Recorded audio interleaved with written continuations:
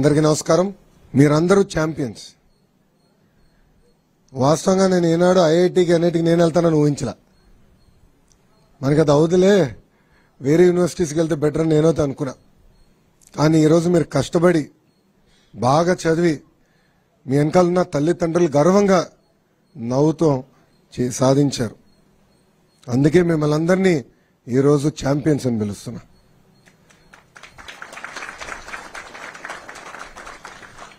నాకు ఛాలెంజ్ అంటే బాగా ఇష్టం. బాబు గారు అంటే చంద్రబాబు నాయుడు గారు గౌరవ ముఖ్యమంత్రి వర్యులు నేను ప్రత్యక్ష రాజకీయాలు పోటీ చేయాలనుకున్నప్పుడు ఈజీ కాన్స్టిట్యున్సీస్ ఉన్నాయి, ఈ నియోజకవర్గాలకు వెళ్ళి నాకు ఈజీ అవుతుంది, నీకు ఈజీ అవుతుంది అని చెప్పారు. నేను తీసుకోవాలా. ఎప్పుడు గెలవని నియోజకవర్గం నాకు ఇవ్వండి, పోటీ చేస్తా, గెలుచుకుని వస్తానని చెప్పాను. ఆనాడు ఓడిపోయా. 2019లో నేను ఓడిపోయా. 5,300 పైచిలకు ఓట్లతో ఓడిపోయా. కానీ ఓడిపోయిన రోజు దగ్గర నుంచి మొన్న ఎన్నికలయ్యే వరకు అంటే 5 సంవత్సరాలు అక్కడనే కష్టపడ్డా, అక్కడనే పోరాడా, ఒక ఛాలెంజ్ తీసుకుని ఎట్టి పరిస్థితుల్లో మళ్ళీ గెలవాలి అన్న లక్ష్యంతో పనిచేశా. నేను విద్యాశాఖ మంత్రి అవుతున్నానని న్యూస్లో వచ్చినప్పుడు ఎంతో మంది నాకు ఫోన్ చేశారు. ఎందుకు సార్ అంత కాంప్లికేటెడ్ శాఖ, ఐటీ ఇండస్ట్రీస్ ఎన్ని ఈజీగా ఉంటాయి, మీరు అదే తీసుకోండి, ఇది మీకు కష్టమైన పని అని చెప్పారు. కానీ నేను ఒప్పుకోలా.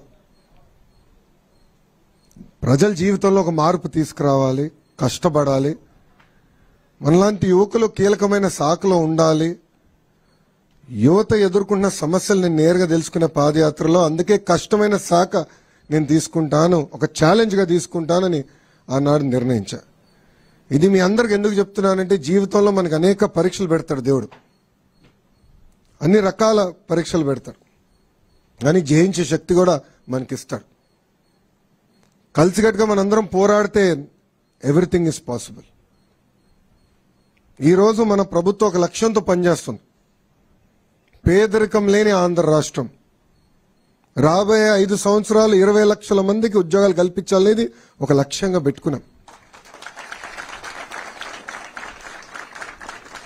నేను ఇతర రాష్ట్ర మంత్రులతో మాట్లాడా, అమెరికాలో ఉన్న లెఫ్టినెంట్ గవర్నర్స్తో మాట్లాడా. వాళ్ళందరూ ఆశ్చర్యపోతున్నారు, ఇన్ని ఉద్యోగాలు మీరు చేయగలుగుతారా అని, తీసుకురాగలుగుతారా అని. గతంలో తీసుకొచ్చాం, మేము చూపించాం. గతంలో 5 సంవత్సరాల్లో దాదాపు 7 లక్షల ఉద్యోగాలు తీసుకొచ్చాం. సో ఒక లక్ష్యంతో పనిచేస్తున్నాం. దాంట్లో భాగంగా కేజీ నుంచి పీజీ వరకు విద్యలో సంస్కరణలు తీసుకురావాలి, మార్పు తీసుకురావాలి లక్ష్యంతో ఒక బాధ్యత నేను స్వీకరించాను. బాబు గారు ఎప్పుడు ప్రజల పరిపాలన ఉండాలని నేను చెప్తారు. మా అందరికి కూడా మినిస్ట్రీస్ కేటాయించిన తర్వాత మేము అందరం కలిసాం.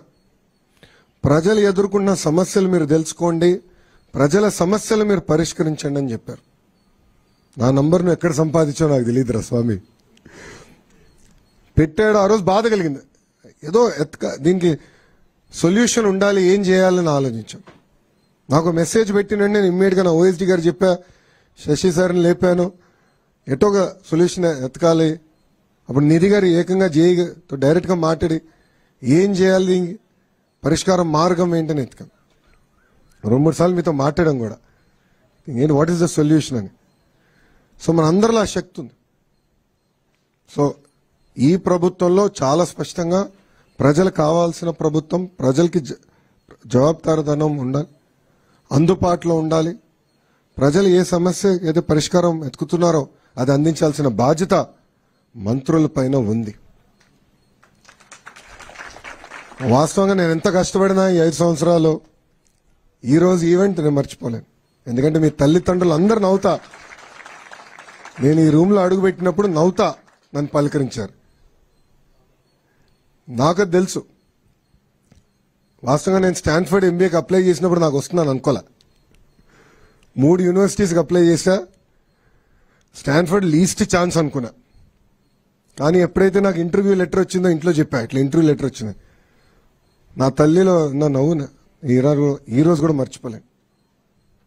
దాని తర్వాత ఎప్పుడైతే నాకు అడ్మిషన్స్ లెటర్ వచ్చిందో, డీన్ ఆఫ్ అడ్మిషన్స్ నుంచి నాకు లెటర్ వచ్చింది, అది చూపించాను.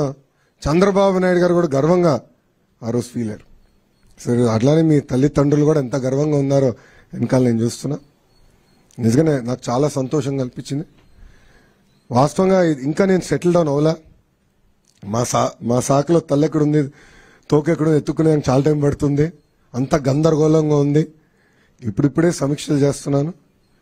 కానీ ప్రజల సమస్యలు పరిష్కరించాలి, మీకు అందుబాటులో ఉండాలి, ప్రజల జీవితంలో ఒక మార్పు తీసుకురావాలనేది మా లక్ష్యం. పేదరికం లేని ఆంధ్ర రాష్ట్రం సాధించాలంటే ఇలాంటి విద్యార్థులు బాగా చదవాలి, మంచి ఉద్యోగాలు తీసుకోవాలి, మళ్ళీ పేదరికం నుంచి శాశ్వతంగా బయటికి రావాలి. ఒక ఇంగ్లీష్లో సామెత ఉంది, రోజు ఒక చేప ఇచ్చే బదులు చేప ఎట్లా పట్టాలో నేర్పిస్తే అతను బాగా పైకి వస్తాడని. అది మా ప్రభుత్వం లక్ష్యం. సంక్షేమం చేస్తాం కానీ శాశ్వతంగా పేదరికం నుంచి బయటికి తీసుకురావాలంటే దాని మార్గం ఒక్కటే, విద్య ద్వారా. ఒకటి కేజీ టు పీజీ వరకు మొత్తం విద్యని బలోపేతం చేయాలి, స్కిల్ డెవలప్మెంట్ లాంటి అనేక కార్యక్రమాలు చేయాలి, జాబ్ రెడీ యూత్ తయారు చేయాలి. మిమ్మల్ని పేదరికం నుంచి బయటికి తీసుకొచ్చే లక్ష్యంతోనే మేము పనిచేస్తాం. ఒక లక్ష్యంగా చేస్తున్నా. మిమ్మల్ని అందరూ కూడా కోరుతున్నా, ఇప్పుడు మీరు వెళ్తారు, బాగా చదువుకుంటారు, మళ్ళీ ఏ చెన్నైనో బెంగళూరు హైదరాబాద్ వెళ్ళిపోతే నాకు కష్టం స్వామి. మళ్ళీ రావాలి, మన రాష్ట్రానికి రావాలి. అమరావతి అవ్వచ్చు, విశాఖపట్నం అవ్వచ్చు, రాయలసీమ అవ్వచ్చు, మీకు రెడీగా కంపెనీలు ఉంటాయి, ఉద్యోగాలు కల్పించే బాధ్యత మేము తీసుకుంటాం. తిరిగి మన రాష్ట్రానికి మీరు రావాలి. ఆఫర్ స్వీకరిస్తున్నా, ఒప్పుకుంటున్నారా? అందరూ రాసుకుంటాం, మళ్ళీ మేడం గారు అన్ని రాసుకుంటారు. మీరు రావాలి, తిరిగి మన రాష్ట్రానికి రావాలి. ఎందుకంటే $175 బిలియన్ ఉంది మన ఎకానమీ. బాబు గారు ఏమంటున్నారంటే $1 ట్రిలియన్ ఎకానమీ మంది అవ్వాలని. $1 ట్రిలియన్. నిన్న రాత్రి కూడా అదే ఆయన మాట్లాడారు. సో అన్ని రంగాల్లో పెట్టుబడులు తీసుకురావాలి, పెద్ద ఎత్తున ఉద్యోగాలు ఉపాధి కల్పించాలనేది మన ప్రభుత్వం లక్ష్యం. ఆ దిశగా మేము పనిచేస్తాం. నేను ఒక క్యాటలిస్ట్ని, నాకు దేవుడు ఒక అవకాశం ఇచ్చాడు, నేను చేశాను. మీకు అలాంటి అవకాశం దేవుడు ఇస్తాడు, అది మీరు మర్చిపోదండి. ఎవరన్నా మీ దగ్గరకు వచ్చినప్పుడు సహాయం అడిగినప్పుడు సహాయం చేయండి, అందుబాటులో ఉండండి. దేవుడు మనందరికీ ఆ బలం ఇచ్చాడు, నేను అదే నమ్ముతా. పరీక్షలు కూడా పెడతాడు, ఆ పరీక్షలు జయించే శక్తి కూడా మనకిస్తాడు దేవుడు. సో దయచేసి ఇది గుర్తుపెట్టుకోవాలని మిమ్మల్ని అందరినీ కోరుకుంటూ, నా పక్కన కూర్చున్న మూనా శశి గారిని, నిధి మేడం గారిని నిజంగానే I'm very very thankful for you sir and madam. ఎందుకంటే వీకెండ్ అయినా పర్సనల్గా తీసుకున్నారు ఈ ఇష్యూ, పర్సనల్గా తీసుకుని, ఎందుకంటే మంత్రిగా నేను చెప్తాం ఒకే ఎత్తు, మళ్ళీ వాళ్ళు పని చేయాలి, కానీ కలిసికట్టుగా పనిచేశారు. ఇది సక్సెస్ అయిన కారణం కూడా వీళ్ళిద్దరని సభాముఖంగా మీ అందరు తెలుపుకుంటూ, వాళ్ళు నేను అభినందిస్తూ, ఒకసారి మీరు ఇంట్రడ్యూస్ చేయండి, తర్వాత ఒక ఇంటరాక్షన్ ప్రోగ్రామ్ పెట్టుకుందాం. ఓకేనా? థ్యాంక్ యూ అమ్మా. జై హింద్. Sir I'm Prithvi Satyadev sir. IIT మద్రాస్లో సివిల్ ఇంజనీరింగ్ జాయిన్ అవుతున్నా సార్. కంగ్రాచులేషన్స్. తొందరగా రా అబ్బా, అమరావతి కట్టాలి, మళ్ళీ వైజాగ్ లో ఐటీ టవర్స్ కట్టాలి, చాలా పనులు ఉన్నాయి. కంగ్రాచులేషన్స్. ఒక నిమిషం, పృథ్వీ తల్లిదండ్రులు ఎవరు? నుంచోండి ఒకసారి. నమస్కారం అమ్మా. ఒక్క నిమిషం మైక్ ఇస్తారు, చెప్పండి. I'm very curious. సార్, అదే ప్రజా దర్బార్ కండక్ట్ చేస్తున్నారనే ఉద్దేశంతో ఆదివారం పొద్దున్నే మీ దగ్గర వద్దాం అనుకున్నాను సార్. ఆదివారం పొద్దున్నే మంగళగిరిలో కిషోర్ గారని నా బిజినెస్ స్నేహితుడు, ఆయన రవిశంకర్ ఎలక్ట్రికల్స్, వారిని అడగడం జరగగానే వెంబడి మీ ఆఫీస్కి వెళ్ళి ఆ డీటెయిల్స్ కనుక్కున్నారు సార్. ఇంకా ఆయనే చెప్పారు, సార్ నాకు ఒక ప్రాబ్లం వచ్చినప్పుడు లోకేష్ గారు ఇంటికి వెళ్ళినా ప్రాబ్లం విన్న తర్వాత వెంబడే లోపలికి పిలిపించి సాల్వ్ చేశారు.